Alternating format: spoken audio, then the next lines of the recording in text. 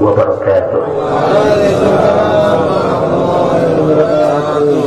Bismillah, walhamdulillah, wassalatu wassalamu ala rasulillah wa ala alihi wa sahbihi wa mawalah.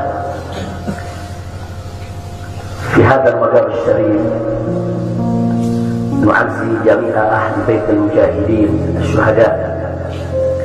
أعظم الله أجركم وأحسن الله عساكم وغفر الله لأمواتكم أجمعين وكتب الله في قلوبكم صبرا جميلا آمين يا رب العالمين. Ahibba'i al-kiram, dalam kesempatan ini saya ingin menyampaikan beberapa poin penting untuk segenap keluarga para syuhada, segenap pengurus Dewan Pimpinan Pusat Front Pembela Islam, segenap laskar, aktivis dan simpatisan Front Pembela Islam, bahkan untuk seluruh rakyat dan bangsa Indonesia. Yang pertama, bahwa keterangan pers secara resmi yang sudah dikeluarkan oleh Dewan Pimpinan Pusat Front Pembela Islam tentang kronologis penembakan yang terjadi isinya adalah benar. Saya sampaikan kronologis yang sudah dibuat dan sebarluaskan oleh Dewan Pimpinan Pusat Front Pembela Islam. Saya memberikan kesaksian sebagai salah satu saksi korban yang ada dalam kejadian bahwa isi keterangan pers itu benar.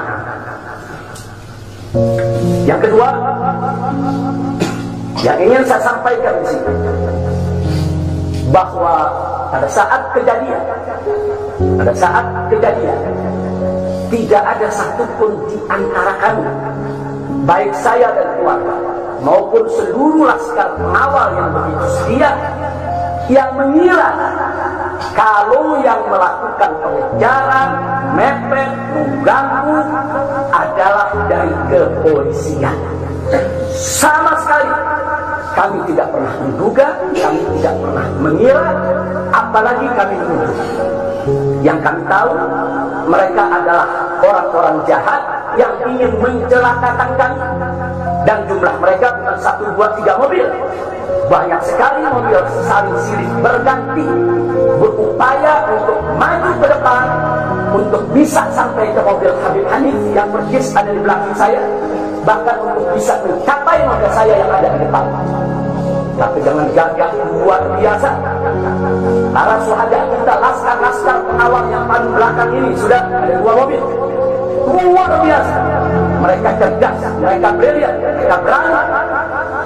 Mereka dengan begitu luar biasa mengendalikan situasi dan kondisi, sehingga para penjahat tadi tidak satupun yang berhasil untuk mencapaikan. Ini menunjukkan bagaimana sigapnya mereka, cerdasnya mereka, pintarnya mereka, beraninya mereka tanpa senjata. Itu kedua yang ingin saya sampaikan. Dan poin ketiga, bahwa tuduhan kalau pengawal-pengawal kami dipersenjatai adalah fitnah besar, bohong besar. Tidak ada satupun pengawal kami yang dipersenjatai, karena kami tidak pernah mengira sekali lagi kalau kami akan diperlakukan seperti itu.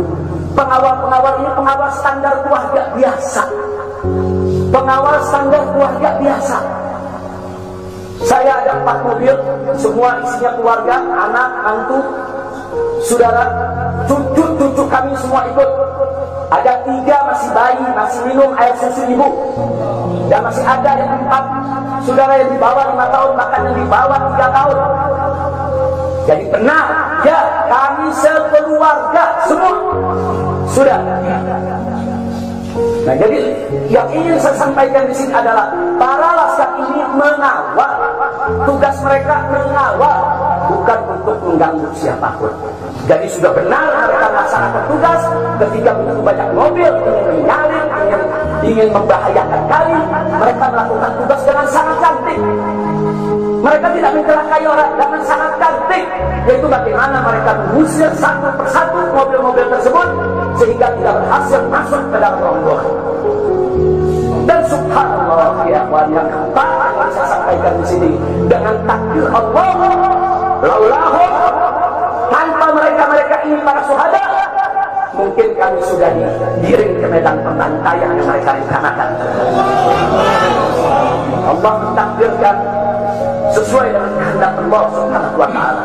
Demi Allah, saya dan keluarga siap setiap saat untuk menghadapi mati syahid ya. Kami tidak akan pernah mundur selangkah pun juga, tidak akan pernah takut untuk menghadapi segala ancaman dan teror.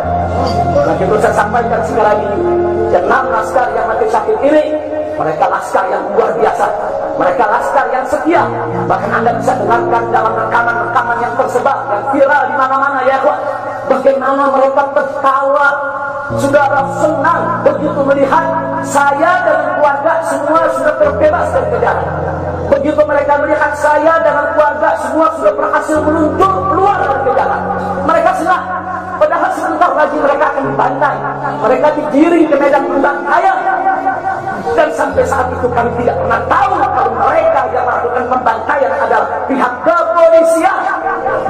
Kami tidak pernah tahu, kami tidak pernah sekutu, kami tidak pernah menuduh. Bahkan dalam keterangan pers Dewan Pimpinan Pusat Front Pembela Islam masih dicantumkan orang tidak dikenal. Karena kami tidak berani menuduh siapapun tanpa bukti, kami tidak berani menuduh siapapun tanpa saksi. Itu ajaran besar. Tidak boleh kita menuduh siapapun tanpa bukti dan saksi ya Pak. Tapi subhanallah, tak kalah dari pagi sampai siang kami kerahkan laskar-laskar Kerawang dipimpin oleh pimpinannya masuk ke setiap rumah sakit di wilayah Kerawang, masuk ke setiap kantor polisi saudara di Kerawang, menyapu bersih itu jalan tol saudara, setiap rest area didatangi semua dalam rangka untuk mencari para syuhada ini. Di mana mereka? Di mana mereka? Tapi subhanallah, akhirnya Allah buka mulut yang membantai saudara. Allah buka mulut mereka. Allah buka mulut mereka saudara. Tak bisa mereka sembunyikan saudara. Allah maha kuat, Allah maha besar, Allah maha kuasa.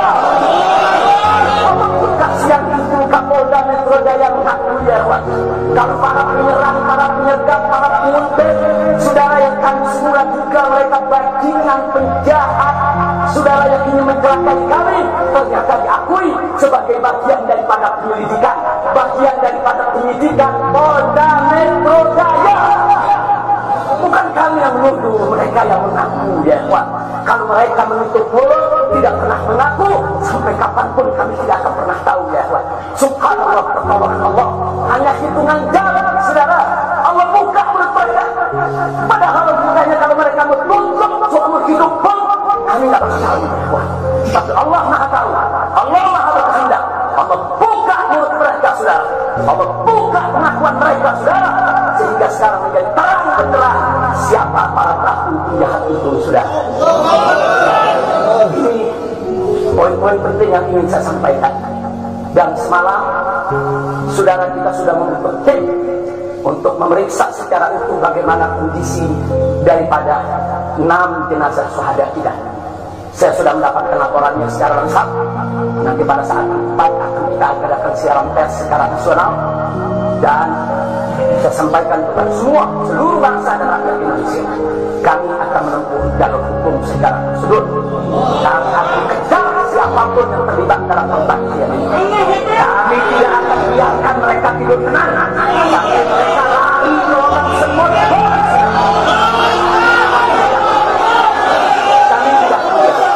Maka itu saya minta kepada seluruh rakyat dan bangsa Indonesia, tahan diri, sabar, kita hadapi dengan elegan, kita tempuh prosedur hukum yang ada.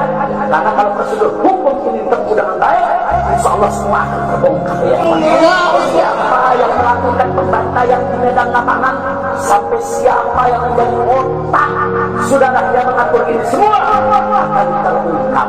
Tapi kalau Anda emosi, kalau Anda berjuang sendiri-sendiri, maka ini akan terkubur, tidak akan pernah terungkap ya kawan. Maka itu saya minta sekali lagi, sabar. sabar. Ada saatnya ya kawan. Ada saatnya kita akan melakukan perlawanan. Ada saatnya ya kawan. Syuhada dari 6 ini saudara, mereka sudah melakukan tugas jihadnya, menjaga habaib, menjaga ulama, dan mereka sudah mendapatkan hadiahnya dari Allah, mati sebagai syahid. Insya Allah syahadat mereka diterima oleh Allah Subhanahu wa Ta'ala. Dan sengaja memang kami yang minta keridhaan dari keluarga masing-masing untuk bisa mereka dimakamkan di pondok pesantren Agrokultural Markas Syariah ini. Akan tapi salah satu daripada syuhada kita atas meminta keluarga mereka, ibundanya yang begitu cinta kepada sang anak ya Wan, dibawa ke rumahnya dan dikubur di rumahnya.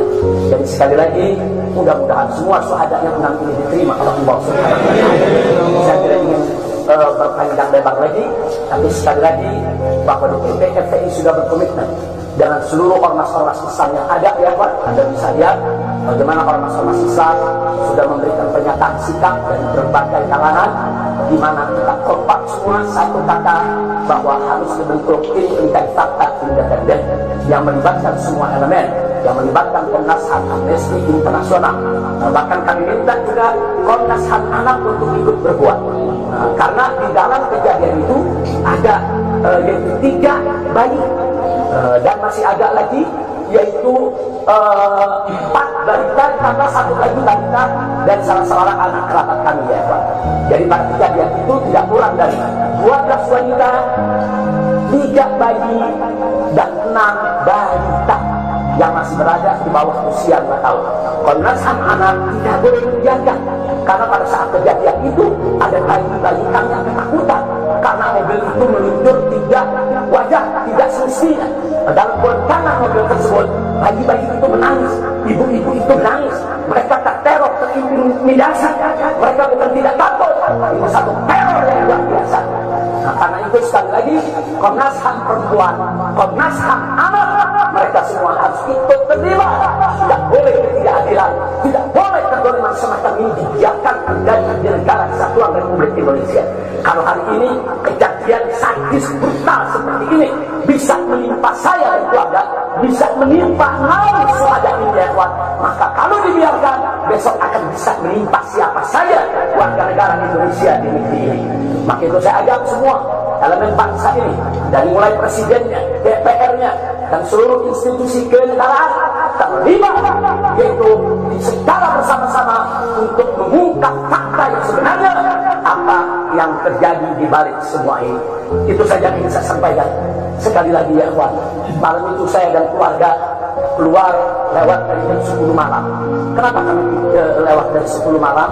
Karena kami pikir kalau keluar jam 7 atau bahkan maghrib banyak crowding, macet di jalan ya kawan. Nah, lewat dari jam 10 supaya jalan agak senggang. Nah, kami harap sekitar jam 12 atau lewat kami sudah sampai di tujuan. Tujuan kami suatu tempat peristirahatan yang memang cocok buat kesehatan. Kami sedang membutuhkan sedikit waktu lagi untuk memulihkan yaitu tenaga kami, kesehatan kami. Dan selain itu juga, saudara, kami tidak pernah menyangka kalau perjalanan kami malam itu sebetulnya sudah direncanakan oleh pihak lain untuk digiring ke medan pembantaian. Kami tidak pernah menyangka dan kami tidak pernah menduga. Tujuan kami hanya ke tempat peristirahatan, sehingga kalau jam 12 atau setengah 1 kami sudah sampai, kami beristirahat, dan subuh kami punya pengajian keluarga, baca Al-Quran, baca hadis, baca zikir, hanya khusus untuk keluarga kecil kami saja, untuk anak, menantu, cucu, dan untuk baby sister yang menemani cucu-cucu kami, itu juga untuk beberapa anggota kerabat kami. Jadi kami tidak pernah menyangka acara yang sebetulnya begitu sederhana, indah, saudara, ternyata sedang digiring ke medan pembantaian. Dan subhanallah, akhirnya kami semua selamat. Berkat apa? Dengan takdir Allah, berkat perjuangan ke-6 syuhada ini. Tanpa perjuangan ke-6 syuhada ini, mungkin kami saat ini tidak bertemu udara di sini.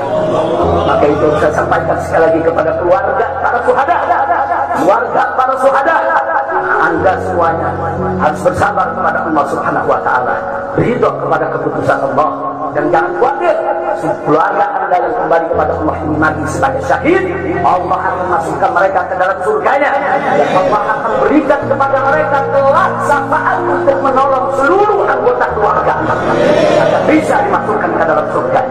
Itu saya sampaikan.